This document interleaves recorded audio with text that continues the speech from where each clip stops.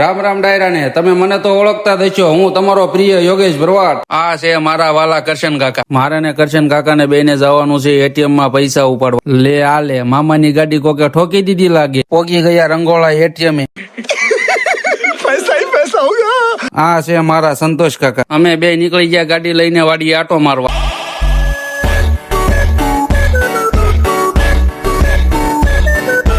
વાડી અમે ઈ હાટું આવ્યા હતા, કીધું કપા તવડી ગયો ને તો વીણાઈ લઈ, પણ કપા હજી એટલો બધો કઈ તવડ્યો નથી, તો વાડી આટો મારી નીકળી ગયા પાછા ઘર કો. હજી તો અમે વાડીએથી નીકળ્યા હતા ત્યાં મારા સંતોષ કાકા બોર પડી ગયા અને કિસ્સા ભરીને બોર લઈ લીધા. જાણે કેમ સુરતમાં જોયા જ ન હોય બોર એની ગોળે. ભાઈ ના ખબર પડે ના પડે, અલ્યા ખબર અને હિકચમનું હાલ મારું ગાડું હોજ પડે ખિસ્સું ખાલીને હવાર પડે ભરાઈ જતું બકા નોની મુની બાકાજી કે અમનો ન ભાવબુ. આ છે મારો મિત્ર યશ આહિર અને બીજા મિત્રનું નામ છે સબીર મીર. હું અને સંતોષ કાકા બે આવ્યા હતા અહીંયા ઘોડિયું જોવા. તમારું સ્વાગત છે યોગેશભાઈ ની ચેનલ માં. તો આજે તો આવી ગયા યોગેશભાઈ સબીરભાઈ ના સ્ટડ ફાર્મ ઉપર. આ સ્ટડ ફાર્મ ના માલિક ઓરાજો છે. તો બતાવો આપડા ઘોડા.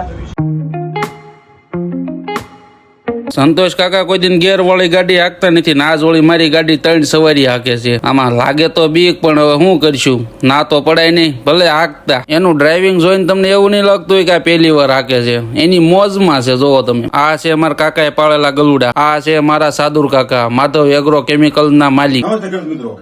શું તમે લસણ ધાણા અને જીરુંનો વાવેતર કર્યા છે, એમાં આવતી સ્થિતિ તમે પરેશાન છો, તો હવે પરેશાન થવાની કોઈ જરૂર નથી.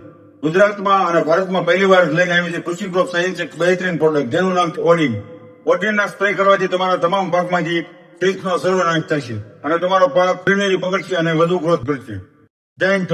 કાકાનું શૂટિંગ હવે પૂરું થઈ ગયું છે ને હવે અમારે ખટારો લઈને નીકળવાનું છે ગધેડિયા ફર્નિચર ભરવા. પોગી ગયા ગરડા અને ગરડા કરી દીધો હોલ, કારણ કે ડીઝલ પુરાવાનું છે. અને આ છે વરાજાના બાપા. વરાજાના બાપા કે પાણી ને માવા ને એવું બધું લેતો હોય. ડીઝલ પુરાયું ત્યાં લગીને કઈ વાંધો નહોતો, પણ જેવું ડીઝલ પુરાઈ ગયું ને પછી ઢાંકણું નથી દેવાતું. માંડ ઢાંકણું દીધું, કોને ખબર હું વાંધો આવી ગયો હોય. હવે આપણો ઘોડો ઉપડી ગયો છે બાગડતા અને હવે જો ઘોડો ઉભો રહે તો કોક ગોબાઈ ઉપાડી. એલા ઉભી રાખો ગાયુનું તણ આડું પડ્યું ભલામણા. જેમ તેમ કરીને ગધેડિયા તો પહોંચી ગયા, પણ થાકીને તે થઈ ગયા. બધા બેસી ગયા શાંતિથી. જોવામાં અમે 7-8 શોરૂમ જોઈ લીધા, કારણ કે અમારે જેવું જોતું હતું ને એવું ફર્નિચર અમને ક્યાંય દેખાતું નતું, એટલે બહુ અમે ગોત્યું.